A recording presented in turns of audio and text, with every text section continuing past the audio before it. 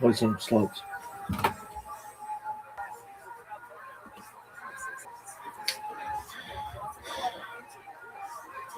It is 6th of Nissan 5786, Tuesday, March 24th.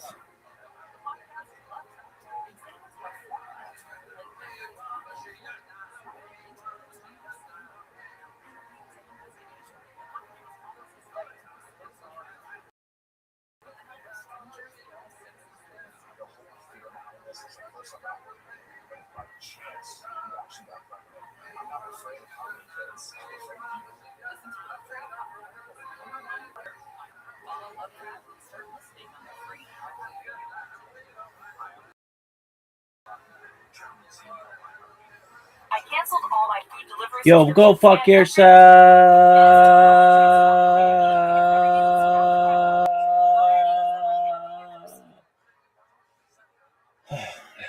Fuck that shit. This is day 88 of bitch. Really? Yeah.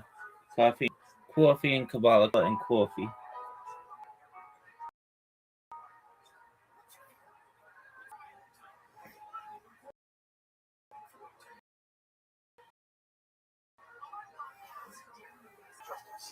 Hey, you sound boring as fuck. One of the most difficult aspects of starting to study Jewish mysticism and Kabbalah is getting a handle on just how those ideas developed over time. It's tempting to think that, for instance, Look at this. that we have it, or that Kabbalah isn't at all. Of course, there are these positions as very tenable, such as developed great. No one really knows for sure. Elu by Elu, Divrei Elohim Chaim, but this is the majority we live by. Schools of Jewish mysticism and Kabbalah. This class is meant to serve as an introduction to Jewish mysticism and Kabbalah from the point of view of its 3761, creation of the world, birth of Adam and Eve, Chava. Of course, this series isn't meant to be exhaustive by any means, but only should serve as a springboard for study and growth. Hopefully, it will also enable you to situate developments in Jewish mysticism and Kabbalah in their historical and cultural context, and hopefully embolden you to dive into the primary texts, which are admittedly as sublime as they are obscure. Let me express my gratitude to Congregation Tia for allowing me to use these lectures to reach a larger audience here on Esoterica. If you want, you can find the entire playlist entering the Introduction to Jewish Mysticism and Kabbalah. I'll be uploading them over the next few weeks, or you can find these episodes after autumn of 2021. If you want to watch the entire series, you can find them in that playlist. If you find this series on Kabbalah interesting, I hope you check out my other content on topics of esotericism, and perhaps consider supporting the production of free academic in occultism, hermetic philosophy, joining our nation. You can find those links below, and I really appreciate your consideration. Now, let's enter the garden of Jewish mysticism and Kabbalah. So, let's do some recap, and let's get into the Zohar. So, as we talked about last time, Kabbalah, the technical Kabbalah, the Kabbalah proper really began to exist in southern France and Spain in the early 13th century. Now, it's really important to note that it's not a whole cloth, right? That's the whole point of this class. That we've been Jewish mysticism has developed in the world of Palestine, in the world of Babylonia, in the world of Jewish magic in Egypt, and we've been tracing how that's being slowly moving into the European context. And it's in that situation, beginning in the early 13th century, maybe the late 12th century, that Kabbalah begins to exist as such. And as we talked about last time, some of the driving issues issues, and I don't want to say the only driving issues, but some of the more important driving issues are one, a response against the philosophy of Maimonides. Right? We like to claim Maimonides, especially as progressive enlightenment, but Maimonides, as I pointed out last time, was incredible. Maimonides was not universally accepted by many Jews. There were many Jews that hated him and literally turned his books over to the Dominicans to have them burned. Of course, that was a pretty bad idea, because when the Dominicans were like, "Hey, you want you want to burn them? Can we burn some more books?" And of course, they ended up famously burning Talmud. So be careful who you get to burn your books. Don't let anyone burn your books. Hold your enemies close, and don't let them burn your books. At any rate, so we have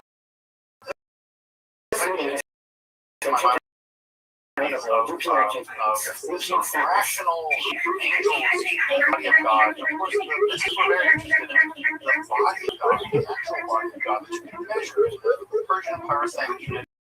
And they were very interested in the idea that you could go into the realm of God, sit on God's throne, maybe even be tranquil. In my life, this is just complete nightmare of idolatry and paganism. And so, in some ways, the Kabbalah is a response against Maimonides. I think the second thing that's really driving the rise of Kabbalah is what sometimes I call the gap. And this gap problem really comes from the inheritance of Neoplatonic philosophies. Now, I know, again, I want to drive this point home, but I know that many of us have been raised with the idea that mysticism, rationalism, and logic and mysticism cannot stay together. They cannot live in the same world, they can't be in the same bed. Well, the Middle Ages is not even there about what you think about those things. The Middle Ages is a mix of interesting different places than what you've ever imagined. But the truth of the matter is, philosophy, logic, and religion have remained very close. And the fact that we post-enlightenment Jews want to drive a hard way from them says more about what we need, our desires, our perversions, maybe, than it does about what philosophically is rigorous and what historical people actually did. And so part of what's going to happen is that not that the Kabbalah is going to reject philosophy, it's a different kind of philosophy to solve philosophical problems. Now, there's a lot of philosophy now, but that doesn't mean it's not philosophy. As I pointed out last time, the thing they're trying to figure out is how to bring the infinite descendants of God in the imminent reality. And once you come to emerge, there's some 8, 10, 11 lines down from just the first line of the logical table, right? Nothing is plus B equals becoming. There we go. Remember again, what's the relevance? Right? You get nothing, you get B, What's the relevance you get becoming. for us? There we go. Relevance of that And we for us roll exists on out. features. Philosophers are always trying to advocate, and so it's not surprising the Kabbalists do the same thing. And their solution is to be very brief here. It's going to be things through three parts. They're going to maintain the presence of God with the concept. So infinite, right? They're going to bridge the gap between the infinite existence of God and so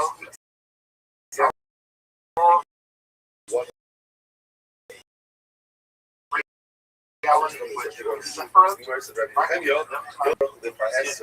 I love the line in the Quran, actually, it's not part of the Jewish system, but it's a beautiful line of the Quran, is that Allah is closer to you. Because the whole concept of that was no one knew what to do with it. I love that.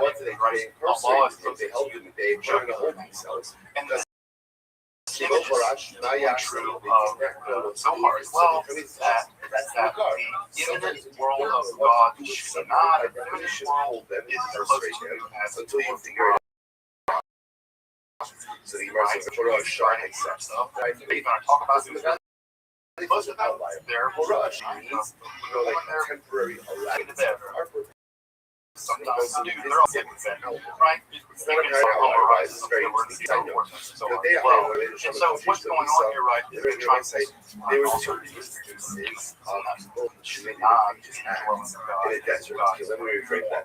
Now, some of the other really driving people concerns who committed egregious acts are going to be sort of the primordial world prior to the creation of this world, the origin of evil, the Zohar, one of them was the absolute the first was Michal. interested in evil beings all the time. Zohar. They're going to be interested in trying to research and kind of discover these ideas that they're mining around. So what you get is these Kabbalists are coming with ideas, and so what they do, they can go to scripture and then find them out. Right? It's not like they go to read scripture and then find this stuff. Do I think us other scholars say they come with the ideas and they go to scripture and mine them out. So we have very innovative, beautiful ideas that we're going to develop in all of this but also a radical interpretation of Jewish law. This is the idea of Neham Mitzvot. Is explaining the mitzvot. It's interesting. Right? Why do we do this? Why don't we keep Shabbat? Why do we not do this? Why don't we why do we not do Shabbos? Why do we don't allow linen and wool knitting together? Why do we not do that? Well, what Kabbalists are showing is not only are there technical reasons for this, right? There are physical, mystical,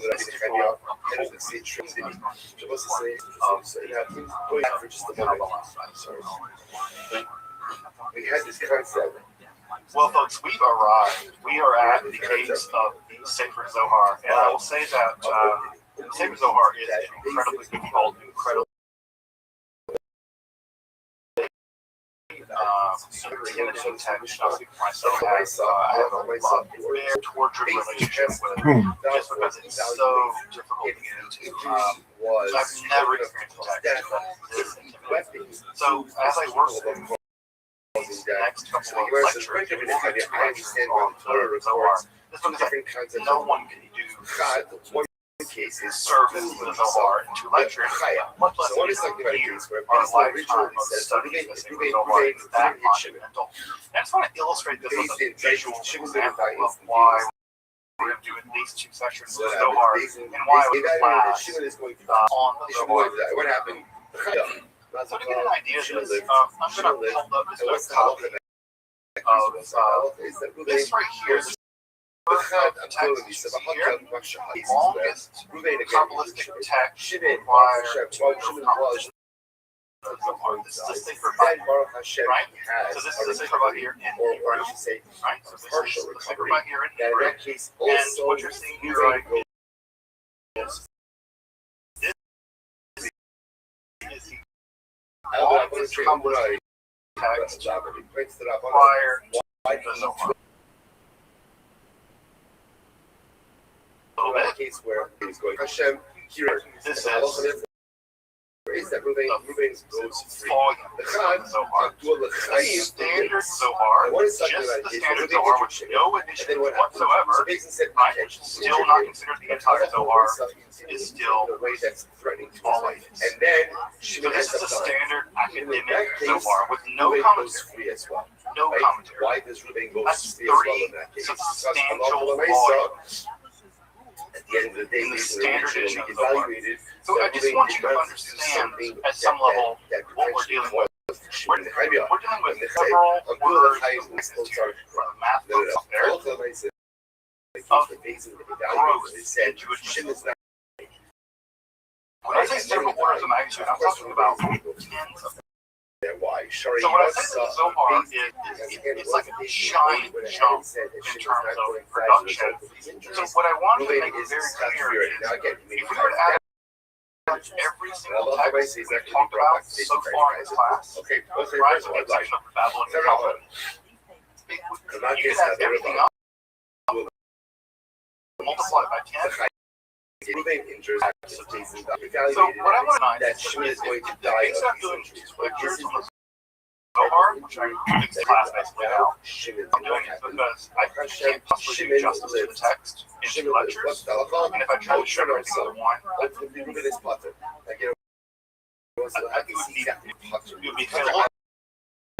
Obviously, what this custom media, a violation of content. right? This is either diving down. All right, we'll get to that. We're going to spend Over the course of 2 lectures now, and then what is it? The first thing I want to do is do a little groundwork. Where are it appears somewhere in space around 12 and to give you some idea of when we are, right? Some cultural landmarks that you probably know. In the time period of the groundbreaking of the Notre Dame Cathedral, the groundbreaking was 1163. It was completed just a little bit later in 1345. So we're right in the middle.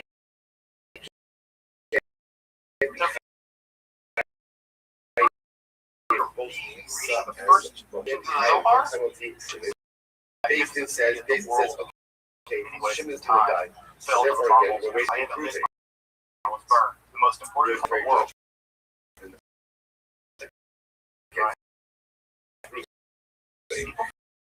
In this case, over here, library in the world. And in that case, the Raisa says, we bring moving back to Basin, only also Omen Sheni, I would say texture greater. We'll bring moving back to Basin. Also, if you want to think about it more specifically, Zohar is composed almost at the same time that Thomas Aquinas is composing his Right, so Thomas is composing his Theologia, which is almost the same size in many ways as the Sefer Zohar. At first glance, from about 1263, the Zohar is actually being composed about decades later. But then Shimon's condition boggles improves. So when we do, we bring the moving back to people, Basin for the Omen Sheni person, second people that compose the evaluation Zohar, for monetary damages. Then what to one another, Shimon becomes illegitimate over his condition worsens. right? They could have Thomas Aquinas composing and the writers, writer and the writers of Sefer Zohar. So we'll made a little bit of a journey. second evaluation, They which should have is sat down, talked about damages, theology and we over will a couple of pay lessons those of wine. damages to Shimon's heirs. My God, I wish I could The have Chum say, a fly. Chum say, no, we don't go ahead. We don't say we did. Again, I think it's something important to get a I sense need of the where other we rights. are, right? Other Where we rights. are. And And what's two being of produced these at that time. on the also the Chaim. One of the touchstones here is And again, and based in so the Sefer Zohar that is going to be put what to death. is And this? then what happens? What is this book? Well, it's largely a travel book, evaluation. right? Right. That's what's The weird about it. It's a travel book. It's mostly the travels of a century sage named Shimshai and his son there and their companions. And what they do? Essentially, They travel around. will change the evaluation when it benefits, which is a That's what general. It's just a bunch of guys that we are ready. traveling. So therefore, Now, if you're related to Shimon and basis Shimon's going to why die, and Shimon's condition improves, well, will change the already in the evaluation rabbinical from period, capital Shimon is to already monetary. associated On with the a other couple hand, of if they extreme Shimon things. into He's Shimon associated and with Shimon's going to extreme survive. extreme survive. in fact, he was so pious that We will burned not from go ahead with the evaluation. killed a bunch of people. Do the Judge misa. laid their eyes. He What hated happens the if Romans, the original the sort of evaluation war situation we against said the that Roman Shimon's going to die, assimilation. and then And in many ways, some around him are already been imposed also sort of an apocalyptic figure. So in many ways, he's the perfect person to be this progenitor of a radical go ahead and do another evaluation because he's already sort of monetary mystical damages. and Well, mystical if from it the makes world. and if Allah comes Just like afterwards, Gentiles, shows which the person the Zohar is very anti-Gentile. so that look is Shali Nezek Sarah. In many ways, We'll go ahead and we'll wait. So again, that case is already a monetary judgment the against text today. itself We'll make is you pay the placed damages to into the the 7th inheritors. century The aim world. is like a Shali And of course, damages his and time was very cases intense. there's an injury, Jewish maybe Roman he's going to die, strife. then he gets better. And so How do the you text evaluate here the is also damages? representing a very difficult relationship between Jews and non-Jews in that situation. The time they do so, we don't discuss. It's interesting. We don't assess damage. What do we know about the writer of this? We'll talk more about the author in just a minute. We know that they know rabbinical literature incredibly well, but not only that, they are incredibly conversant in itself. one of the things that's really important to know about the Sefer Zohar is the person who writes this really so we don't have a passage, it's just and this they is changing the status of the impossible to live on. And so one of the things we know about that is the text itself is composed in strange dialects of Aramaic. It's not Palestinian Aramaic, it's not Babylonian Aramaic, it's Zohar Aramaic. When I say that, it actually contains all kinds of strange, almost idiosyncratic examples of its own sort of private language. It says damages against Ruben and the obscure, weird dialect Aramaic, which is supposed to go piece of the that's it. There's no capital liability for Ruben. Once judgment Now, one thing to know about the Zohar is it's actually not one text. It's not like you can read the Zohar beginning to end. The Zohar is actually composed of very small, some big, some small, some only 7 pages, some 150 pages. It's a text composed of texts. Now, what I want to do now is go through some of the texts that compose the Zohar. Because you shouldn't think of the Zohar as one text, you think of it as sort of a stitching together of various texts that don't always work together. But the most important section of the Zohar, the biggest section of the Zohar, this is a running midrash. Midrash is a kind of creative commentary, what is the definition of Shalema? Definition Torah, with almost all the weight being thrown at Genesis and Exodus. And then after Genesis and Exodus, almost the weight of the commentary drops off, and some parts of the Torah are very thinly covered. So it's not like it's a systematic commentary of the whole Torah. Some parts get a lot, some parts get very little at all. The judgment is done. If on the other hand, based on evaluated, that Shimon is going to die as a result of this injury, being incarcerated of Shimon, then these are texts in which the spirits of the Zohar get together and have Shimon has a reflection. one of these two assemblies is smaller assemblies, either of his own power, is a very small gathering outside the of people around the death of Shimon Bar Yochai. Smaller of the two, but the more important one, How long? and Like, the does this Idra go on? Rabba, In other words, what does this mean? That they'll be discussion all kinds of things, How long do you incarcerate him for? including Until the one of two things happens. commentaries Until on Shimon dies God's or he gets beard. better. There's a long section about God's beard. That if In Shimon another section called the as a result of his that part has to do with divine anatomy, and this is. people Okay, think this is so a very old stratum of the again, based on evaluations and it's assessments. very Mishnah. weird part. This cabinet is very interesting. So we have these This cabinet, Idra, which are Ruben these stages. Ruben We have this other intended section to called kill an animal. Yehuda, Ended up killing a which person. is, you can see these words are largely Aramaic, reflecting the names Right, of and what the happened, sections. right? And so these sections are very, very unusual, and he very ended up difficult to killing a person. understand. I Okay, still or don't for that's the know only half the Kocham stuff. Harigas Yisrael. It is He very, intended very to kill an akum, but instead he But killed on the a surface, it's But just a his bunch father of guys getting together and talk about He's stuff. going to kill a Nathan. Nathan is kind of There's also an early section of the Sefer Zohar, and he Sefer killed Zohar a called regular the viable Midrash person. HaNazram. Pots in all of these cases. Midrash, Potter. the We'll say Hebrew all these Midrash, cases. is probably the oldest section of the Sefer Zohar. This section deals with a large degree of things like, for instance, the soul, the afterlife, the Messiah. It's sort of like the Zohar learning the Zohar. You know, studying the Zohar for a beginner, if you want to train will study Zohar, study the Midrash HaNazram, and then move on to other sections, because it's much more familiar to you. Midrash, still a very strange section in these. Ruben goes over to tension. Other sections of the Zohar that are very important. Right, very hard. But again, but that type of Another section of the Zohar that's very important are the literary subsections, right? But there are a couple of important literary subsections. Literary subsections actually, what is called Saba, old man, the young child. It turns out the young child, the old man, had it been delivered in the way that it was child. intended, would have caused These sections injury, are where a young child, a wonderkind, and an old man who was just a donkey driver actually the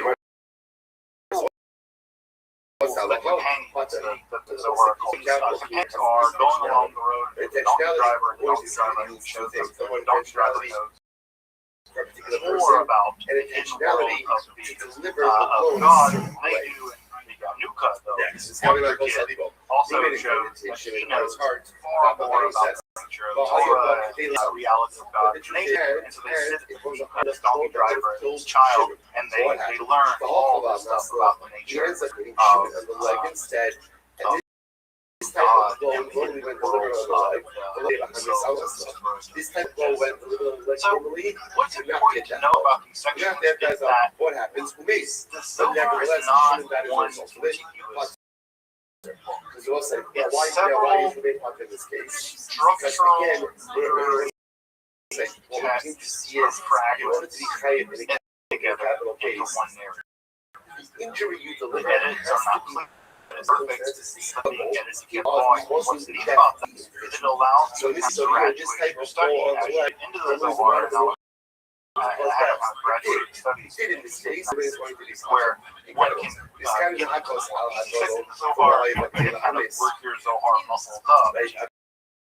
those are all like how you look at Hamas is Incredibly it's much obscure what's part in the case of it your drove so the those car are not like quite so there's obscure, then but it's still very very challenging. this type of flow So that's the basic structure of the Zohar, and it has type of flow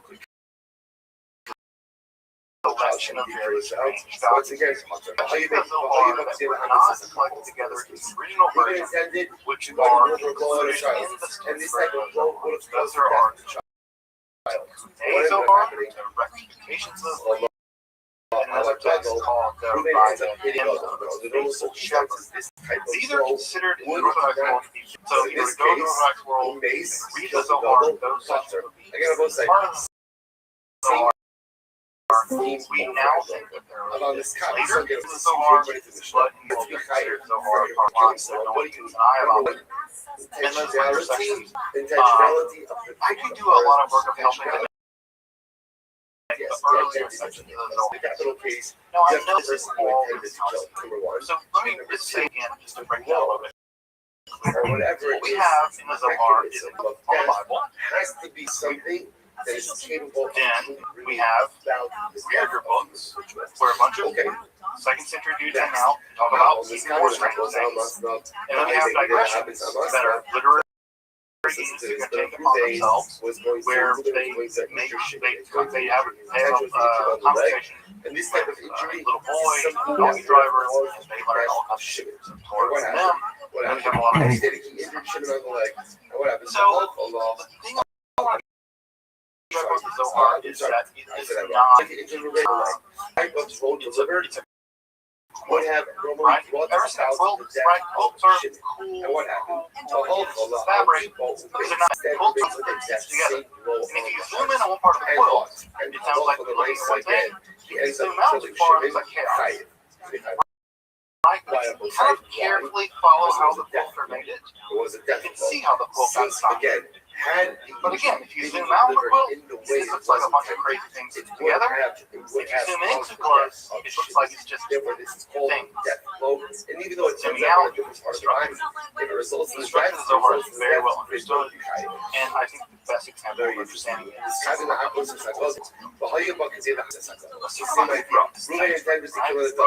and he injured the adult was death. The earliest appearances of the Zohar occurred in the 1290s, but we think that largely was between 1280 and 1286, although probably I think actually was maybe 1270. that this is It seems to emanate largely but again, from the person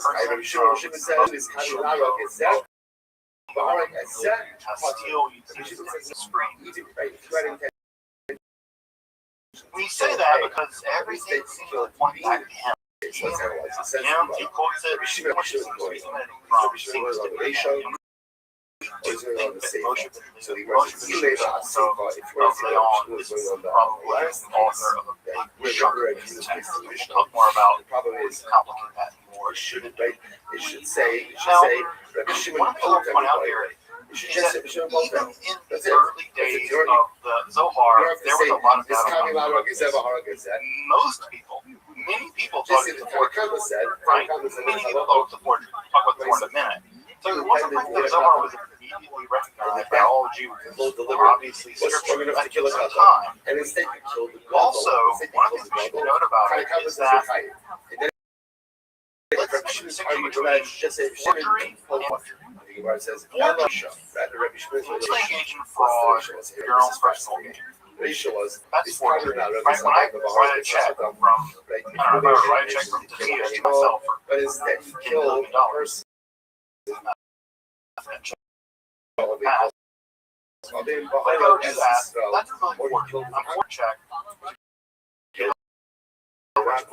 and instead he killed. If I were to write instead he to killed praise a fire. someone, In all am of I these really trying cases, to benefit myself? all these cases, Potter. Now I must say, now what can I'm really trying to benefit someone who can.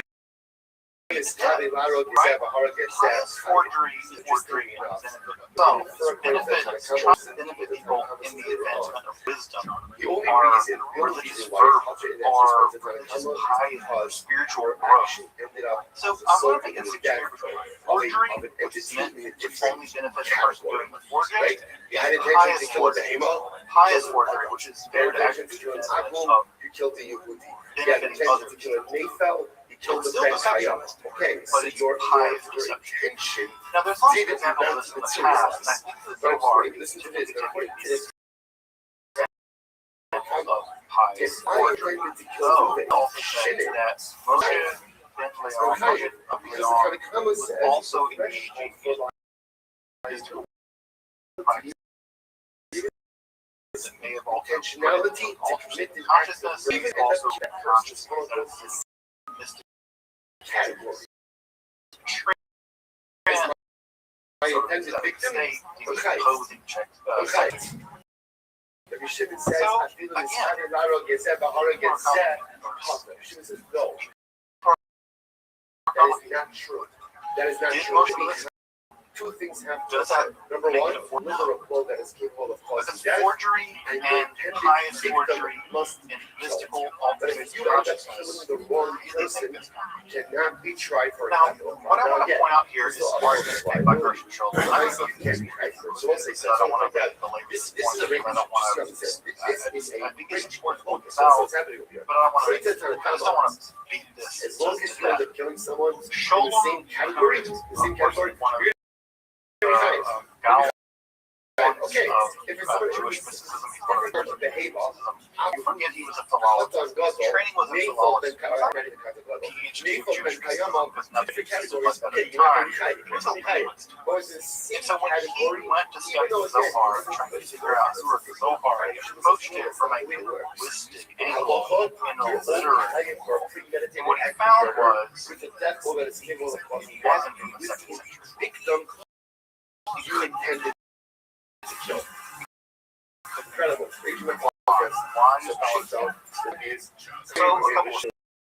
I'm really going to go through this. First, I'm saying that no speaker they're grammatically weird. Also, they're grammatically blatant. No grammatical, no curvature, whatever it is. They come from Boston and Central at the same time. No one speaks like that, right? And so in the ancient world, especially, no one took out what incorporated weird grammatical and dialect structure. Secondly, there are all kinds of people.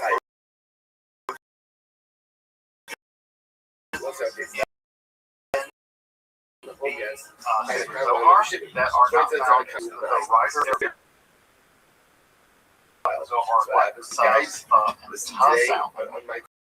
There's something about these sounds that the writer Further, there's evidence of medieval construction, old Spanish words, and even philosophical ideas that really emerged only in the late Arabic philosophy. Now, what's really important about that is most early on, well, in Maimonides' philosophy, so much so that we even have a copy of his manuscript for the Guide to Reply that survives with his notes in Moscow, one of the libraries in Moscow. So, most early on, according to the major that he had a by written out for him, he wrote commentary on it. He knows the language of philosophy. He's in fact, in many ways, writing Maimonides. And the fact that we know this is he read it very closely and left notes behind. And many of the medieval, there's Aramaic, Arabic, Hebrew, words for me, technical terms. Secondly, the writer of Zohar that we have is a bunch of weird mistakes. I mean, no person living in the valley right? So there are many cases in the Zohar where they say, I'm going to city A to city B, and I'm going east. Except for, you couldn't go east either. You had to go north. Right, or you're going from place B, from place A to place B, and you have to go north, and they go west. Geographic.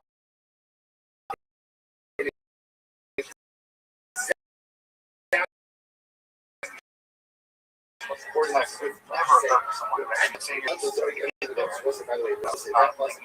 secondly, there's confusions about relationships. One of the big things that happened so far is father-in-law, right? So that he was people were married to the wrong people. So there are all sorts of familiar relationships. Finding about the Talmud that is no one that comes to make that. It's like he was confused, right? It's not like he was my mother-in-law, Micah, from my dad, John. No one is going to do that. And so no one knows my family would do that. So only someone who doesn't know anything about my family can look at that. Secondly, the text is in Arabic, right? Would you expect a text in the 2nd century to be written? Every academic text written in the 2nd century is actually written in Hebrew. So the language was just anachronistic. I mean, expect that. That's exactly.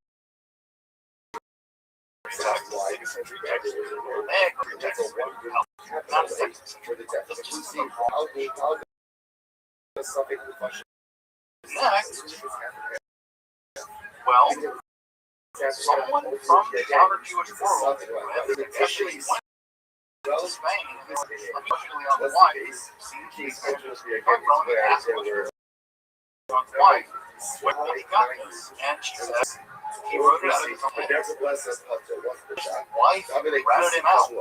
His wife was like, yeah, he wrote this for paying him. He wrote this and he used motion. He used Shimon Rothschild's name to bolster his reputation. So, wife. He says, yeah, I don't know what you're saying. He basically says, no, I think that's one of the more evidence.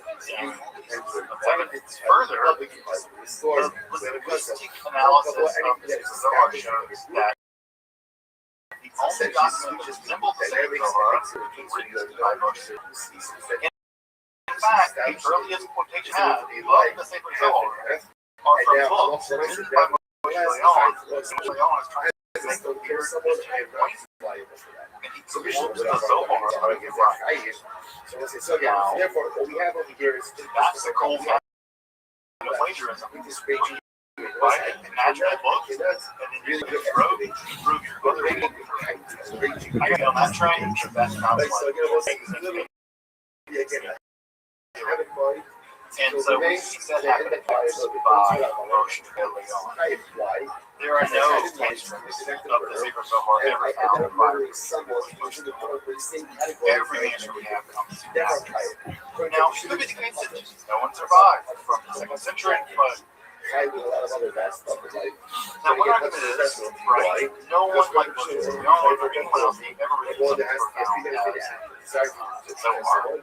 How have the Prophet Muhammad was illiterate. He was a trainer, he was a merchant, and he wrote the Quran. Well, Muslims take the view that the reason why the Quran should be believed is because Muhammad never written it. He was a literate caravan. So simple people like Dr. Fairmont, the famous Theosophist, cobbler, made shoes, wrote some of the most profound philosophical writings in the world. So it doesn't take a person to be a genius. In fact, I would say, in many ways, the genius has everything to do with being smart in ways that are completely unconventional. That's the ways around you. Just because no one around you does what you do, it doesn't validate your genius. It might, in fact, unconventional. So, the preponderance of evidence focus is that emotion to the Lord at some level is responsible for the lion's share of the text now referred to as the Zohar. Now, what I want to say here is that don't believe more scholarly world is that this is essential. We are not with the larger Russian textual analysis did emotion to the Lord what is there? What we think is now going on is around Moshe on a circle of people. And that circle of people, like the Renaissance or symbol of history, they're composing a text in which they're all contributing in all elaborate ways, and they're sketching the go. And that's very clear because as we see the Zohar as a single history, it's not revealed as one book, it's revealed as a bunch of various tractates, almost edited together as the Zohar, because they're all unified. So, now,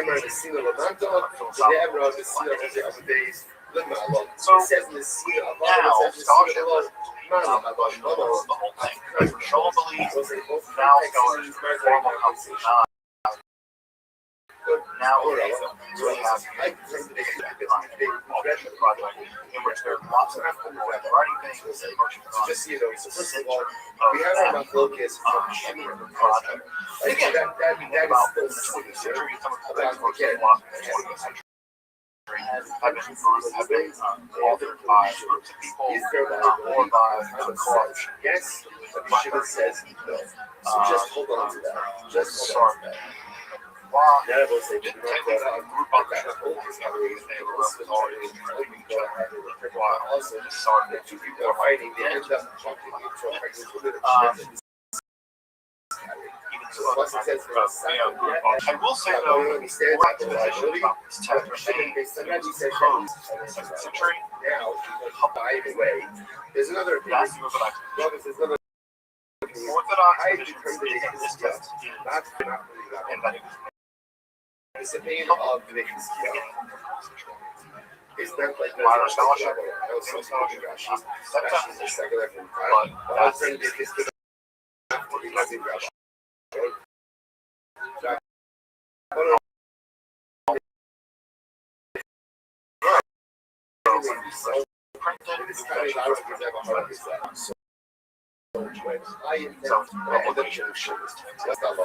so according to that, so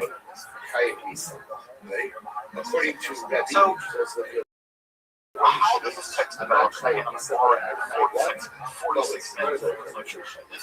now there's a third of convictions. But they have So a the right surface to of the end of the March is march. composed of some I'm not saying anything, right? So third thing, you know,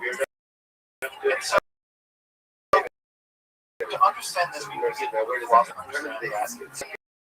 is what is Just referred to right, as one who kills an animal. negative. Kills You cannot say anything person. It positive says, about God. not give God anyone is shall beyond not anything not to other gods. You can't say that God is, because any concept you have of love is always inadequate to God. You can't say that God is love, because any concept you have of love is always inadequate compared to the faith. And if I kill a So person, the idea of anything positive about God, you can always think negative about God. You can always say that God is beyond, God is beyond love. so was it? You can't say that God is wise, but you can't say that God is foolish. God is not. God is beyond reason. And this negative theology allows one to maintain that God is transcendent. Here you You start talking about God, right? By saying that God is beyond some, you can still say that God is coming God down. is beyond In all cases, the whole understanding. That's not even let's say if I kill an animal, takes the showing crazy. I'll be like,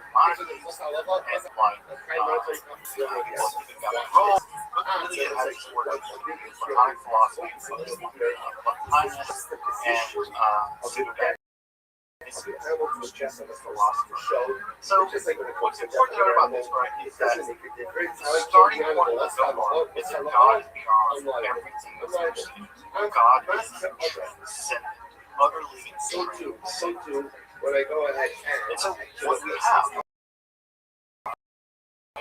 God, it's a Zohar that is utterly transcendent beyond there's no distinction say about it. until someone shows me. As God, I guess I'll now give such God, I kill you the can't Mason. make Right? Show me the assumptions Mason. about Maybe God it's kind of that are true. intentionality, lack of intentionality. Derek, God you need to Derek, I'll be honest. When I kill a person, God who's is not not coming the down. truth. The God Chayva, does so let's say one piece of the murder.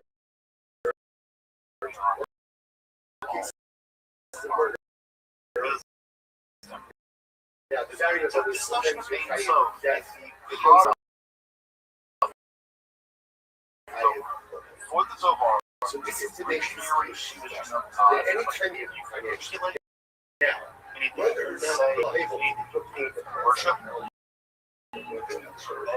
one thing is clear, which is your point, that you never fight trouble, and that's the juxtaposition. When you kill an animal, it doesn't matter how you kill the animal. One thing is clear, which is what? right? How you Notice kill that beautiful when you kill contradiction. a person, It's a one thing is darkness, clear, right? It's the most darkness you can imagine. God is beyond all things. Absolute darkness. God is beyond. And so that's the contradiction. Right? God is the lamp that infinite dark lamp. I didn't have confidence to kill someone. This contradiction is going to That's drive. So she does having beyond was there. that, Ella was God choking is me. the result of It was God. driving me. I had Beautiful contradiction. shit. They Zohar funny. captures I have a moment this contradictory reality. That For wasn't God what is he said. all predications, I'm and not yet saying everything back that's to predicated of anything like it's true for this relies day, on God. obviously, In some sense, this is God applied to example. Everything you know about God, everything. Everything. None of that applies to this. Names of nothing you know about God What's that applies case? to That case is where I Names of all for the shivers. So that's how you sell it. Why?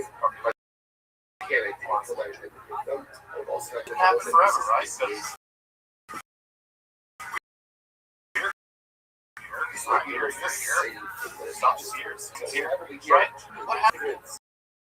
Well, you never won.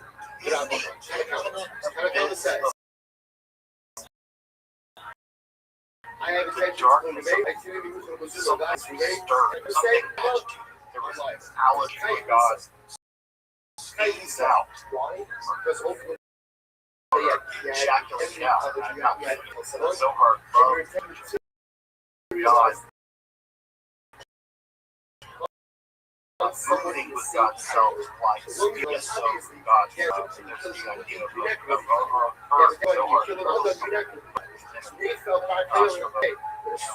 masturbatory or self-inflicting out of that burden.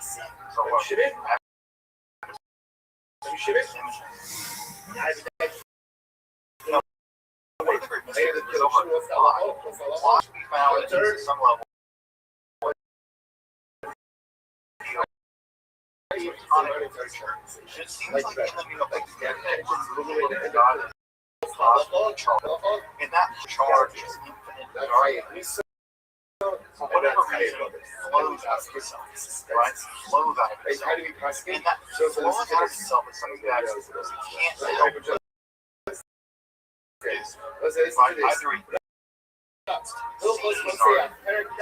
right? Either it's so big, it's like a saucer of milk being put on a pot, boils over, just has to go somewhere.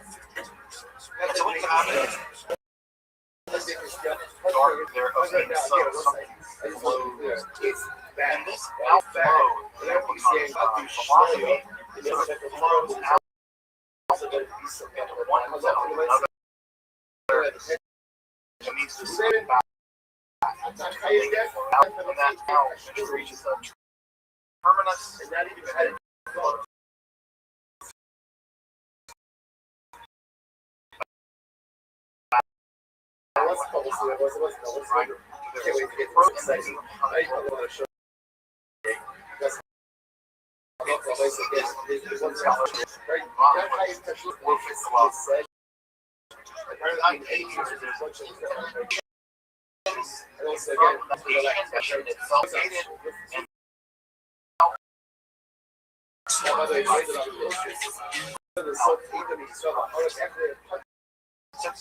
see that, right? And something like iconic authors like Pythagoreans, right?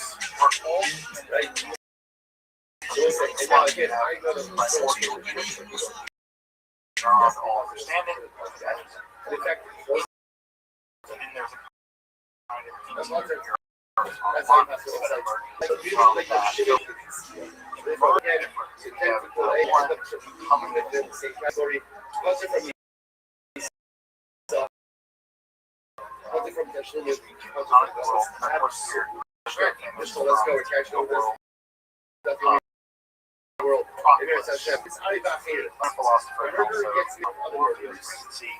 from the one right from this side, there is a slow really dictates the cover up. It's just like the cover up that the cover that you associate with makes you the person that you are. Sometimes the person that chooses to be part of also dictates the shit is as I mentioned last time, the earliest mention of murder against this stuff flow out of God are the celestial road. So as right. Right, or earliest emanation that out of a being flows one more discrete being, right? So imagine that out of your consciousness emerges the consciousness of myself. I'm sorry. Consciousness of myself is distinct from myself. And so when you talk about my consciousness and the fact that I'm conscious of myself, as being two distinct things. Right here, it's like being in pain. Right? Like my knee is hurting, and your awareness of your knee is hurting, two different things. Right? So pain is suffering. Suffering is you reflect on the fact that you guys ever had like a meta headache, where like your head's hurting, and you're like, now I'm aware of my head hurting, I'm thinking about my head hurting. Right? There's other things that, right? They're just distinct things in the mind. That distinction between the pain and the thinking of the pain, the suffering, that's something like a hypostasis. Now, because they all got mixed up, that's an incarnation where the pain is the pain. Well, God kind of works like that in Judaism. Where we get all kinds of aspects of God growth, and these growth are aspects of totality interior to that totality. Now that sounds weird, but think about yourself. Think about your mind. Your mind is consciousness, right? Judgment which we perform, right? Memory is our mind, which is also our mind has importance. For example, right? There are some parts of of them our is minds that do let's different get a tasks. Some of the Well, time imagine the hero as something like you don't know who's aspects of what God, should know already aspects go of to God, skill. do The different Shimon says we parts give them all that skill. compose what Right? God Why? is. Just It's like your memory is everyone different knows. than your logical part. More covered It's like your logical part is different because than you go to Seifa. emotional part. It's like your emotional part. Skill Judgment part is more just makes you false. Those Those are all part of your mind. You know, I used to say Others they're take all part of my mind. So, your road are in many ways like, of course, the third kind of a couple times ago, that is first appear in Yetzirah. Yetzirah is 10. You know, suspect that they are not part of God, they're not emanation of God, they are a combination of God. Some of them are subject to Herek, which is Now, like sight, and others right, is are that which one is happening is that which is these more powerful? 10 Sure, the sight. ideas We should have said sight. Rob, we're going to pass into the stage of the second part of the miracle life. The first stage is the word for divine death row. Alphabet, God creates the world that way. The second stage is going to teach them with the various aspects of God. They are the parts of God that flow out of the inner recess. So, one part of God between which is Incredible. We'll stop here for today. So that's the second part, right? And the spheros, you can imagine, the second part is kind of like a bridge. They build the bridge between infinite transcendence, right? So one metaphor, maybe a metaphor that helps you understand the Sefer are they're like a ladder, right? With every single rung of the ladder, 10 rungs of the ladder, reach back up to so. So think about the Sefer as I'm just a flat thing, right? And God is transcendent. We have to have something to bridge the gap. What bridges the gap? The second part of the wrong of the ladder, reaching down metaphysically onto us.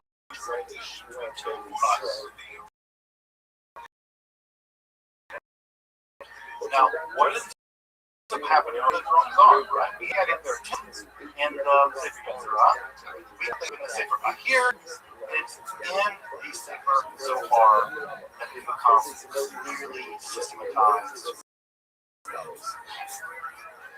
Systematized and we now about something. And what the Sefer Zohar argues is that the spheros are a primordial body of the universe. They're like the universe before we get to the physical. They're like the metaphysical part of the universe, right? So before there is a physical universe, there is the metaphysical universe. And the spheros exist in that metaphysical universe. They are the primeval body of human beings, the primeval body of Adam Kadmon. We'll talk about a little bit later. They're kind of being of there's a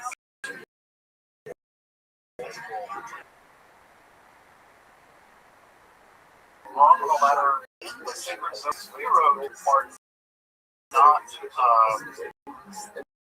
they're not concrete. So you can think about the sacred Zohar as talking various parts, right? I won't talk about part of God next time, right? God's judgment, God's mercy, God's intelligence, God's wisdom, God's beauty, God's endurance. We'll talk about something starting next time. These spheros are aspects of God, but these aspects of God, just like the aspects of your mind, right? The logical part of your mind, the memory part of your mind, the emotional part of your mind, the judgment part of your mind. it's not like those parts are always each other. They kind of move down, right?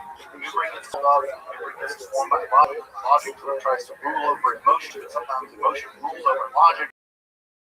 And sometimes it's very powerful and able to overcome your temper problem. Sometimes your temper problem is able to overcome your logic. Well, you're going to need God. Unsurprisingly, because those things are true of you, they're true of God too. The inner world of the divine, the inner world of the Sphirot, these aspects of God, are also in a kind of dynamic. They're always interacting with each other. They're always moving around. So this is a reason don't you think of the Sphirot on the screen, right? The classic image where there's one sphere at the top, and the whole cup being out there, right? Why don't you have that? I want to disrupt that image. Sphirot of the attributes of God, of the qualities of God, the 10 qualities of God as locked into those sequences. Because in the Zohar, the sequence you've seen, right? The sequence of the tree of life, we'll talk about that more next time. The tree of life sequence you've seen is the balanced version, which never occurs. The Sphirot are always moving, shaking, dancing, crying, screaming, contemplating, intellectual, beautiful, engaged prophecy, gloating over the future of the coming of the Messiah. None of them are ever in one place. They're moving and gestating and dancing. Being a relationship. The thing I want to notice here about the Sphirot, the thing I want to drive it on is that image that you probably have of the Sphirot, Keter,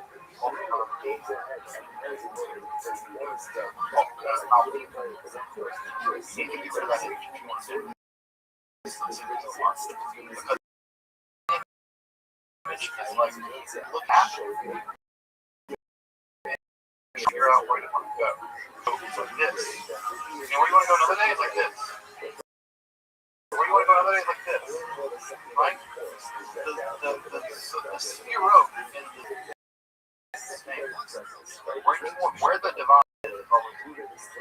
So all the different Sphirot are like these incredibly rich, complicated system of names, of colors, of numbers, names of gods, of locations, of body parts, of emotions, of partner Sphirot, of various patriarchs and matriarchs found in the Bible, and every time you see them,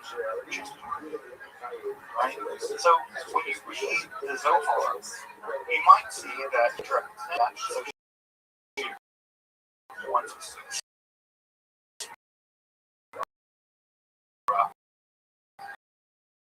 right?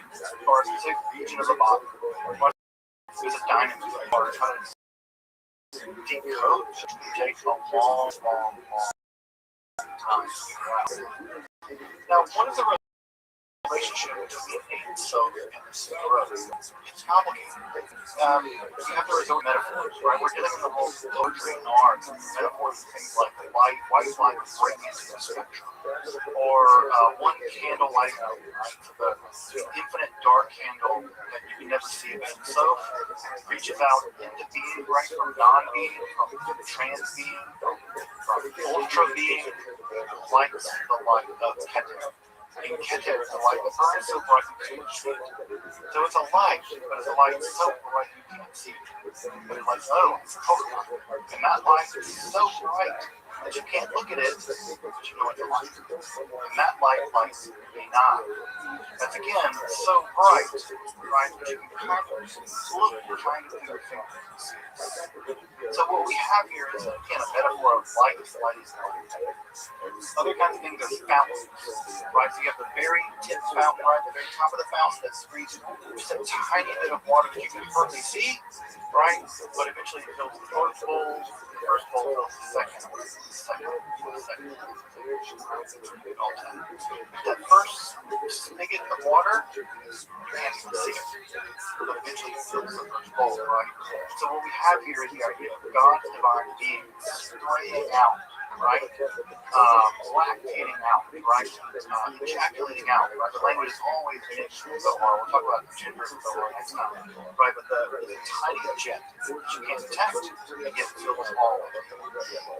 So God is always beyond all being, and yet fills all being. Very important concept, right? Crowns us upon each other with Russian dolls or and again, the way the separate relates, we think of them as one another, right? We can also think of them as nesting upon each other like Russian dolls. So again, it always depends. The Zohar is always moving around about how it wants to make itself. And I know that it won't be showing an image, visual image of the tree of life. It's not going to do it yet. Because part of what I want to do is show you that image is not Jewish. In fact, if you go back a couple of slides, that's one of the earliest depictions of this episode of history, right? It's not the tree of life. It's an Estadolmer, right? Keter, right? Formed all the way down to the bottom, or the center, right? At the bottom, the center. Because again, no up, no down, no left, no right, no beginning, no end. This is God, right? So I know the image you've seen, right? It's probably that image. Right? That's the image most people see. Something like this image, right? Keter from Lamina flows like this. This is just as representative of the Sephirah as this is the more famous one. I think that was just right. Keter, right? Here, it's considered the top. Right, Malchut is at the bottom. Here, Keter is outside, but Malchut is in. Notice how that totally changes how we view the relationship between these aspects of God. Again, both of these are accurate about the structure of God.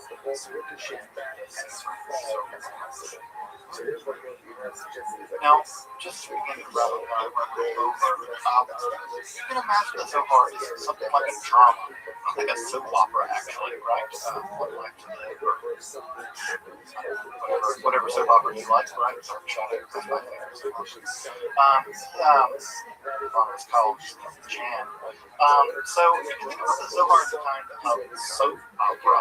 So like that was the direction of the song plays. So anyway, you can think of the Zohar as a kind of soap opera of these spheroids. It's all about how the various aspects of the divine relate to each other, hurt each other, double cross each other, how they move, how they dance, how they love, how they fight, how they interact with a harmony, how they excite each other, how they stimulate each other, how they seduce and betray one another. The Zohar is the drama of the spheroids. And also, the goal of the Zohar is how to harmonize them. Right? Now, I know that no good Zohar wants to harmonize because that's drama free. But what the Zohar imagines is that at the end, at the end of this process, the spheroid will be harmonized. It will be harmonized. And I bet you've heard, right? In those days, God's name will be one. Right? Right? God's name will be one. That's a Kabbalistic idea. The idea is that in the end of time, God's name will be unified, and God's self will be unified. Now, what's interesting about this is God is not unified. His name is not unified yet. And how does God get unified? That might give us a clue about why Ein-Sof ever erupted from Ein-Sof at all. It's because God is us. That we are part of this divine drama. And how what part do we play in this divine drama? You're God's wife. Right? We are the wife of God. Israel is the wife of God. And many parts of the Zohar are about this amalgamation of the male and female, trans movement maleness and femaleness, in which those two things unite themselves in androgyne being. And that the androgyne being is us as God. And how do we do that? Well, so very conservative. The answer is scrupulously follow Jesus. Right? Don't expect maybe to be stuck here, folks. Don't go on down the road. We're going to smoke reefer and drink love, do some drugs, trip out, and have fun. No. Zohar is scrupulous about Jesus. You unite God. You bring together God. You unify yourself spiritually, and you unify God by following Jewish laws scrupulously. And not just scrupulously, but the most irrational, strange laws in the Hebrew Bible are the Zohar, the single most law. It's a felony, right? You gotta attach boxes to your arm and your head. Why? It doesn't matter. There's no logical reason.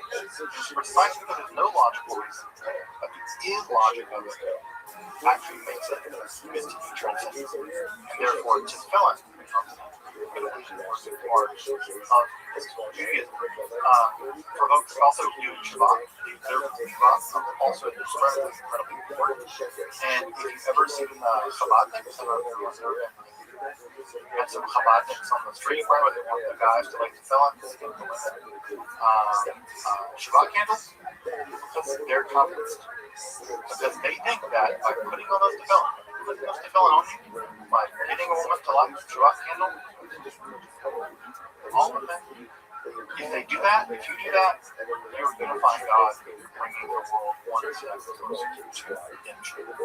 So don't expect Jewish businesses to be liberal, giving, you can do what you want. It's actually the exact opposite of that. It's radically conservative.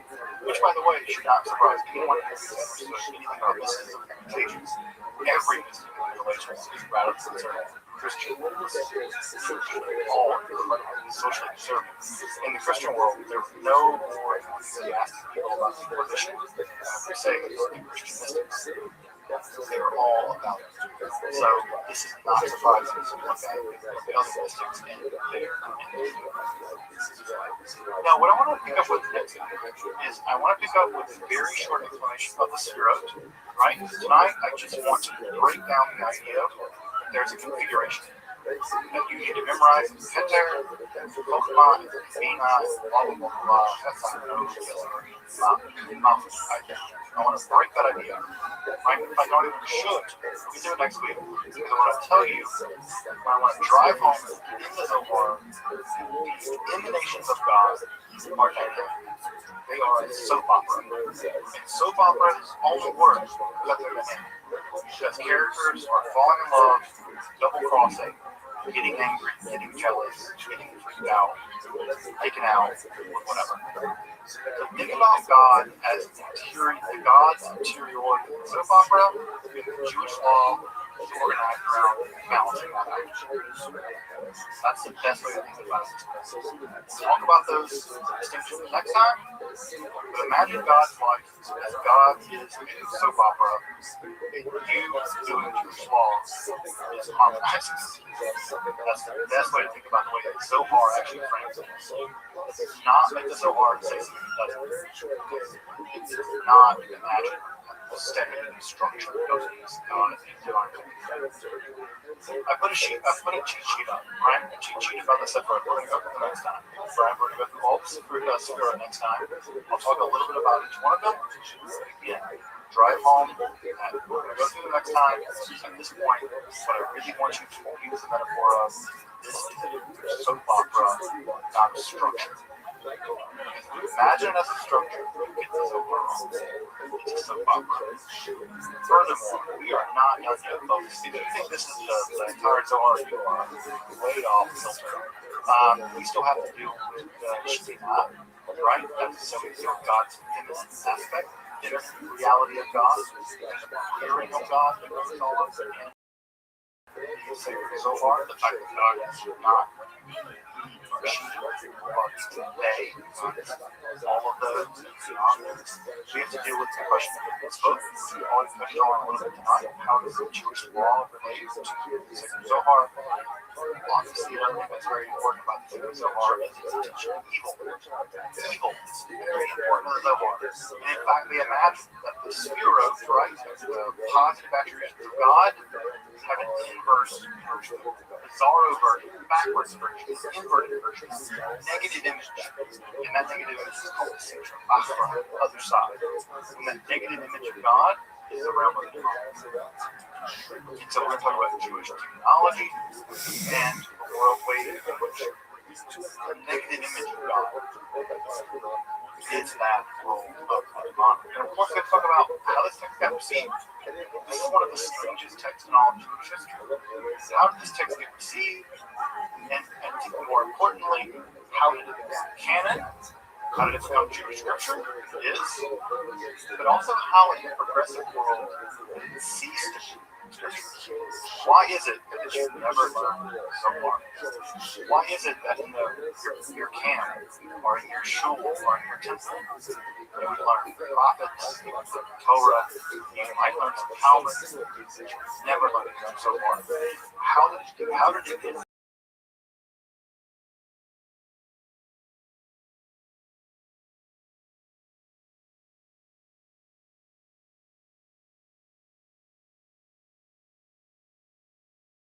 So we're going to look at those issues because I think it's very important about how these texts got canonized.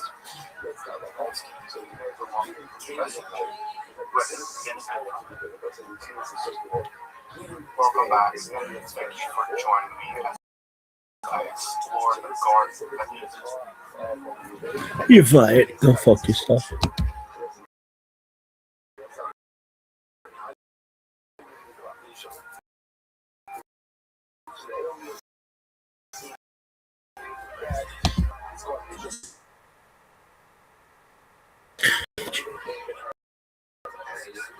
Oh, what the fuck?